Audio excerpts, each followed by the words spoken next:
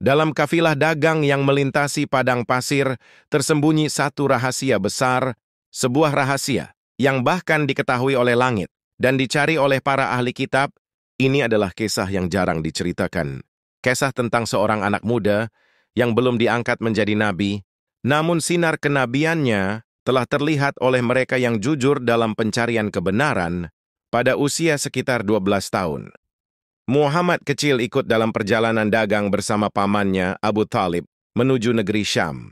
Karena Muhammad yatim piatu dan sangat disayangi oleh Abu Talib, sang paman tidak tega meninggalkannya di Makkah dan membawanya serta dalam ekspedisi dagang ini. Ini adalah perjalanan pertamanya keluar Makkah. Kafilah Quraisy bergerak melewati gurun gersang, membawa barang dagangan dari tanah haram ke negeri Syam. Namun, ini bukan perjalanan biasa, dan Muhammad bukan anak biasa. Saat rombongan tiba di daerah Busra, mereka berhenti untuk beristirahat. Di dekat sana, berdiri sebuah biara tua. Biara itu milik seorang pendeta Nasrani bernama Buhaira.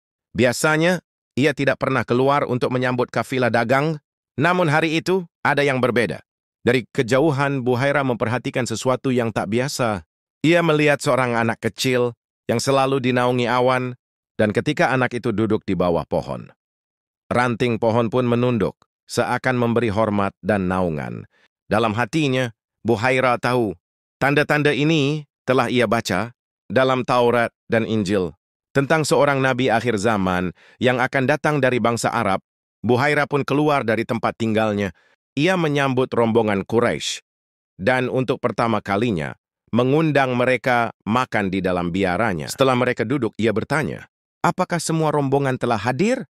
Mereka menjawab, "Ya, semua telah hadir." Namun Buhaira berkata, "Tidak, masih ada satu yang belum bersama kalian." Lalu mereka pun memanggil anak itu, Muhammad kecil. Wajahnya bersih, mata teduh, akhlaknya sudah menenangkan, dan saat Buhaira memandang wajahnya, ia terpana, karena di antara pundaknya terlihat sebuah tanda kenabian yang disebut dalam kitab-kitab suci. Dengan suara bergetar, Buhaira mendekati Abu Talib. "Siapakah anak ini?" Abu Talib menjawab, "Ini anak saudaraku Abdullah. Aku merawatnya sejak kecil." Lalu Buhaira menatapnya dalam-dalam dan berkata, "Jagalah anak ini baik-baik. Ia bukan anak biasa. Demi Allah, ia adalah nabi yang dijanjikan. Ia adalah yang disebut dalam kitab-kitab terdahulu. Jangan bawa dia jauh ke wilayah Romawi. Aku khawatir mereka akan mengenali tanda kenabiannya dan mencelakainya sebelum waktunya tiba."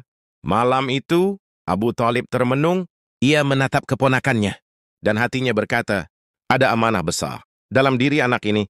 Keesokan harinya, ia pun mengambil keputusan penting. Muhammad harus segera kembali ke Makkah. Di bawah langit senja, Abu Talib memeluk keponakannya dan mengajaknya pulang.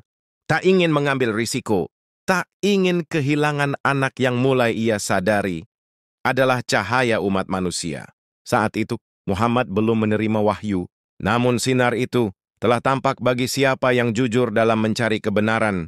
Bahkan seorang pendeta Nasrani mampu melihat cahayanya. Bahkan sebelum ia menyampaikan ayat pertama, Allah menjaga Rasul-Nya, bahkan sejak beliau belum diangkat menjadi nabi. Ini bukan hanya sejarah, tapi pelajaran bahwa hati yang bersih akan mengenali kebenaran. Bahkan sebelum kebenaran itu berbicara, jika kisah ini menggugah hatimu, jangan lupa untuk like, komen, dan subscribe, agar tak tertinggal kisah-kisah penuh hikmah lainnya. Bersama kami di Khazanah Islami, menelusuri jejak para nabi, dan mengambil cahaya dari sejarah yang mulia. Wassalamualaikum warahmatullahi wabarakatuh.